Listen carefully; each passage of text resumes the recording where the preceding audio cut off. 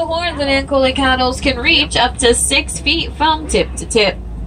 Well, those horns sure look really heavy, but they're actually hollow inside with a honeycomb shape, and their blood will run through them, getting rid of any excess heat. It's kind of like having an air conditioning unit on your head.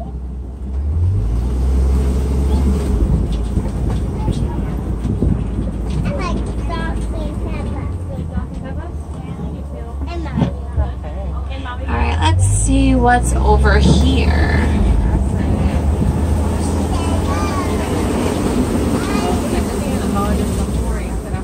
Oh, looks like there's some African wild dogs. African wild dogs are exceptionally good hunters. This because they're going to work together in order to take down their prey. Usually they will chase that prey up until it is too exhausted to continue. They are also known as painted dogs because of that spotted black and gold fur. You see it? Is that what the dog say? Oh, look at it.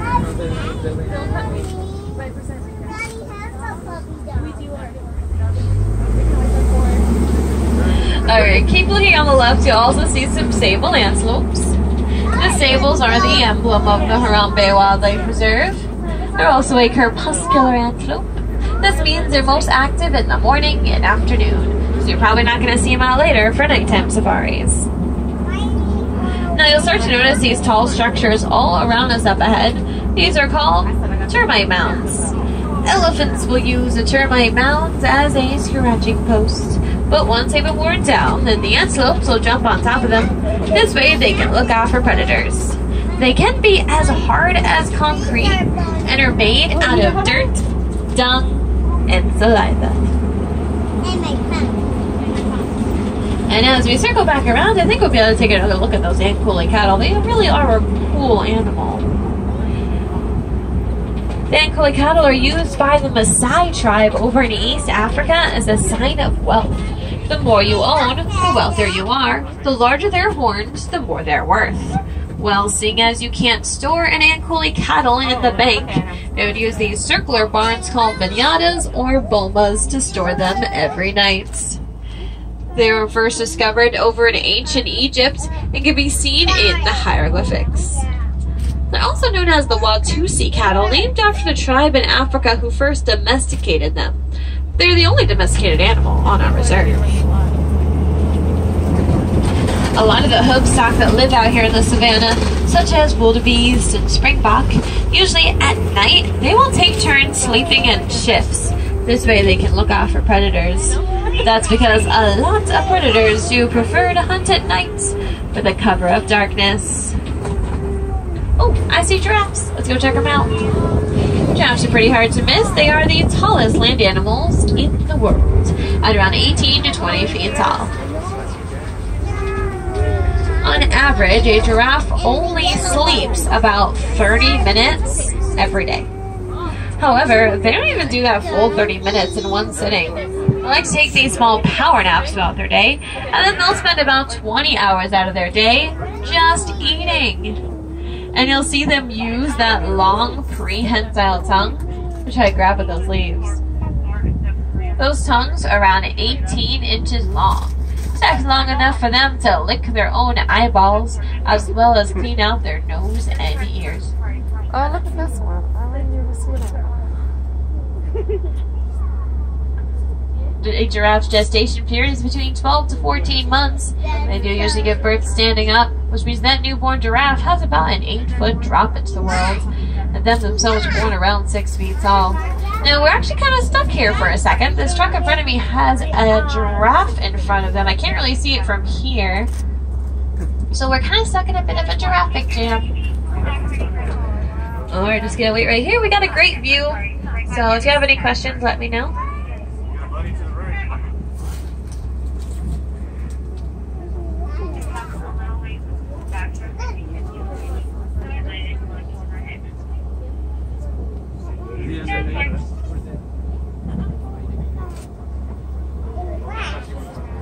Uh-oh, we might have a giraffic jam of our own now. That's a baby giraffe there too.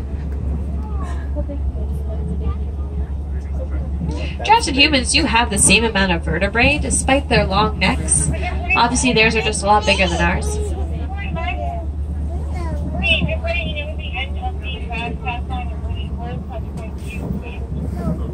Giraffes can also reach speeds of up to 30 miles per hour over short distances. You just kind of see them cruising around down here at about 10 miles an hour. Oh, you guys see that green truck? That's going to be our rescue.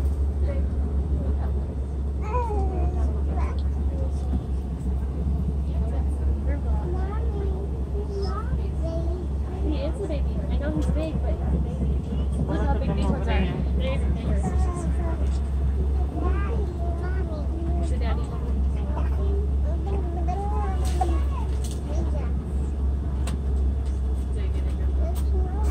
This giraffe is really working hard on those leaves there. So cute. You're white.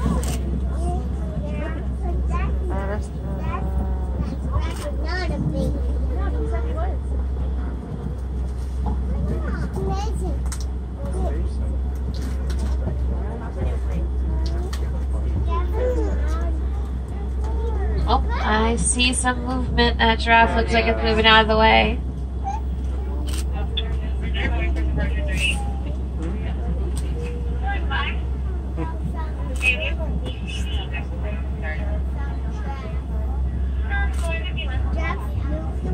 Okay, we're back on our way. Thanks for being so patient. Can I tell you what a group of giraffe is called? A tower. It's fitting. They're always towering over other animals. I got wildebeest over here too that we can finally check out. Wildebeest travel in herds of over 1 million. They'll usually travel about 1,000 miles every year, just following the rain for fresh grass. Sometimes even a newborn wildebeest can stand and run with the rest of the herd only 15 minutes after birth. Now it does look like some trees have been knocked over up ahead. This could mean there's an elephant nearby. Elephants are known as the bulldozers of Africa. They're probably knocking over the trees, so we're definitely going to want to keep a lookout.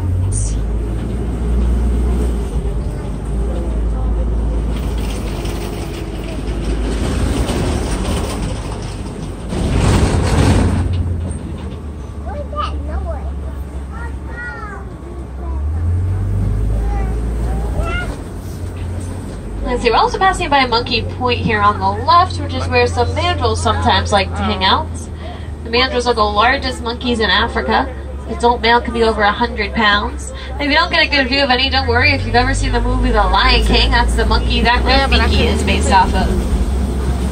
Alright, let's go back to looking for some elephants. I know a pretty great shortcut that's going to take us into what I like to call elephant country, which is where a majority of elephants... Sorry guys, looks like the road to elephant country is closed. Oh, but you can still see one back there. You notice that elephants will sometimes flap their ears. They do this in order to cool their bodies off. They can make up to a 15-degree difference. Alright, well, looks like we're going to have to take a long way around if we want to find more elephants.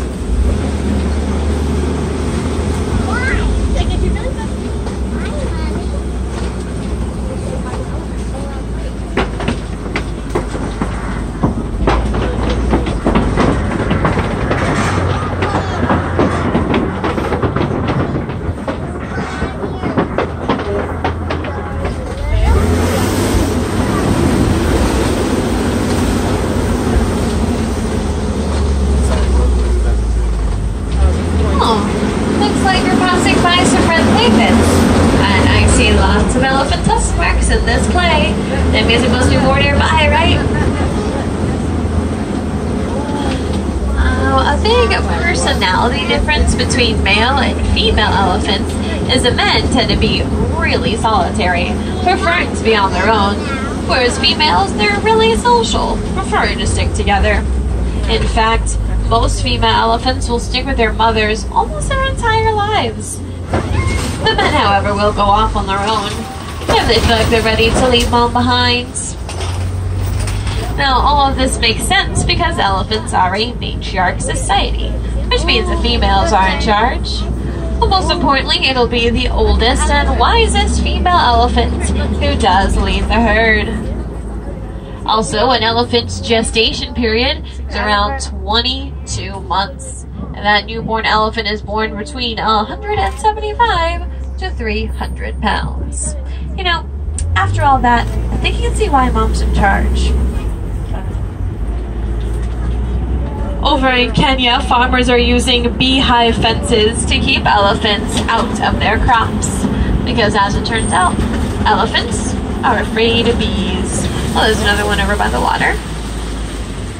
There's also lots of tusk marks in the baobab trees around here. Elephants will dig their tusks into the trunks of trees to get some of the water it holds deep inside.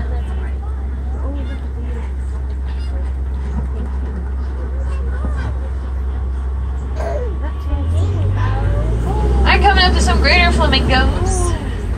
Greater flamingos are the lightest colored species of flamingo, as well as the largest. Usually get that light pink coloring from the beta-carotene found in the shrimp that they eat. And a group of flamingos, such as this one, is called a flamboyance. There's also going to be some Patterson elands over here as well. Hope they don't get in the road. Okay, it looks like she's stopping. But Patterson elands can leap over 6 to 8 feet straight into the air from a standing position. They are also some of the largest antelopes in Africa. Alright, we're going to be heading now into the outskirts of the savannah and see what we can find out here.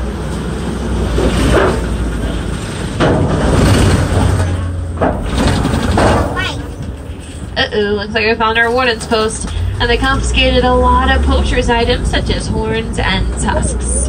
Unfortunately, poaching has become a huge problem here in Africa, because those poachers are very well funded, seeing as a lot of materials are worth a lot of money out on the black market. It is because of poachers that there are animals considered to be extinct in the wild, who will only ever be found on reserves. Thankfully though, reserves, just like this one, are working together to try to reduce the poachers' effects on the animals, as well as the places that they live. Okay, now keep your eyes on the left, kind of in the back shadowy areas. We're going to try to find some cheetahs. They can be really hard to spot. Let's see, I do believe I see some coming up all the way over in this corner up ahead. I'll just wait one moment. Now, cheetahs are the fastest land animals. They can reach speeds of up to 60 to 70 miles per hour, but only over short distances. Actually, more short distance runners than there are long distance runners. That's just because they can get easily overheated. Okay, you're gonna look all the way over here in this corner, up on that tiny hill where the grass is kind of thinned out. You can see 2 cheetahs. Kind of hard to see on this They video. depend a lot on that speed and agility while hunting, which means that sometimes other big cats could beat them out for their prey because they're a lot stronger.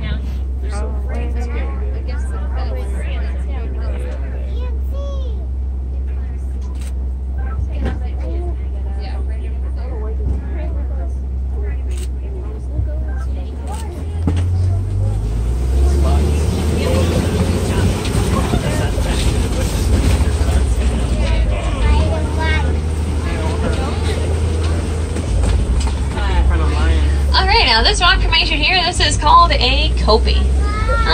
Sometimes you might see lions on top of the kopie.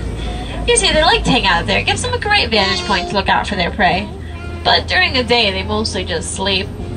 Lions sleep a lot. They'll sleep around 16 to 20 hours every single day. Uh-oh.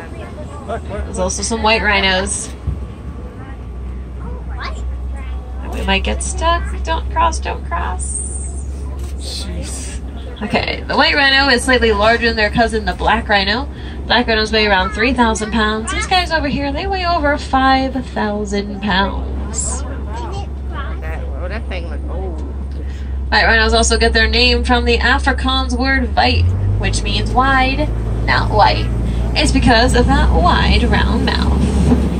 Alright, now if you don't see any lions out here at this time, don't worry, we are open until 10:30 tonight. Be sure to come back for those nighttime safaris. Lions are really active at night, and if you come at the right time, you might even get to hear them more.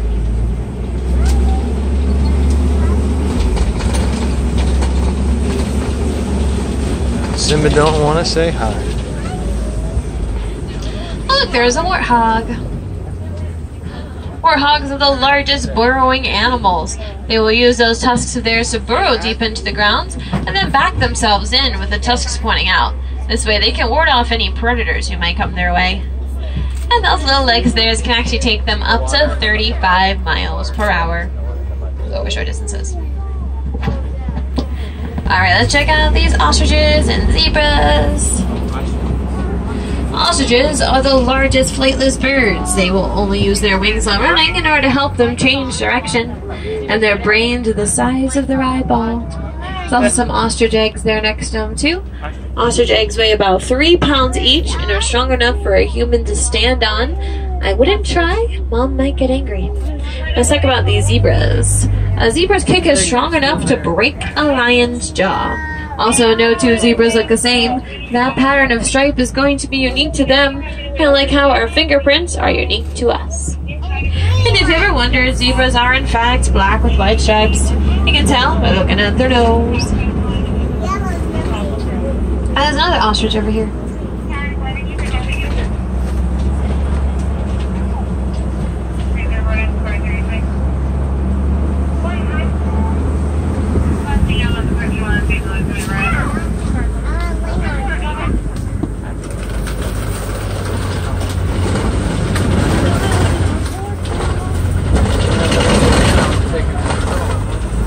Alright, we are officially out of the savannah now and into the final part of our reserve. It's called the Magadi Glen. And you look up on that hill on the left, you'll see a scimitar horned oryx. Now, it's actually a desert-dwelling antelope, but you can go about 9 months without drinking any water. You usually get all the water they need from the vegetation that they eat. Also, their body temperatures can reach up to 115 degrees Fahrenheit.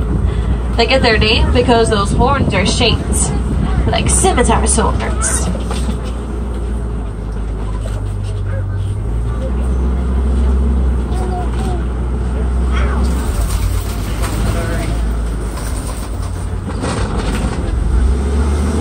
Alright, well, I hope you enjoyed your journey through the Harambe Wildlife Reserve. Now, if you'd like to see even more animals, be sure to visit Gorilla Falls Exploration Trail. That'll be at the exit of this attraction. And you can do your part to help conserve these animals by donating to the Disney Conservation Fund. And you can do so at any merchandise shop, anywhere in Animal Kingdom. Also, just using paper products wisely and recycling your electronics. Now, if you didn't get to see the animal that you really wanted to see, don't worry, just come back another time. No two safaris are ever the same. Animals certainly make sure of that, seeing as they are free roaming. And finally, if there's any wilderness explorers on board, you have been traveling on Symbol 1. It's going to be on page 15 of your wilderness handbook. Symbol 1.